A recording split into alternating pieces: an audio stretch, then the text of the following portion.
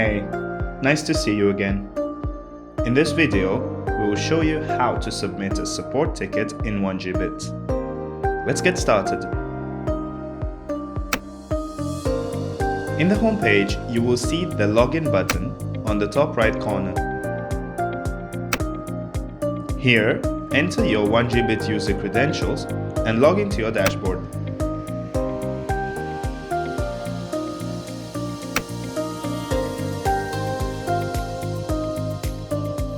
On the top menu, click on Tickets.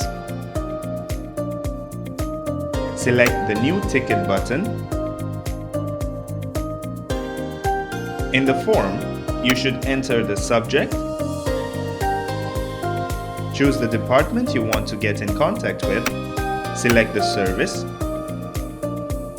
and add a priority level.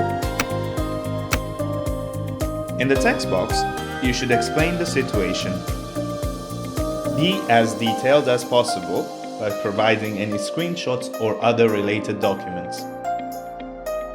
This will help us to solve your issue as fast as possible. Congrats! Now just wait for our team to get in contact with you.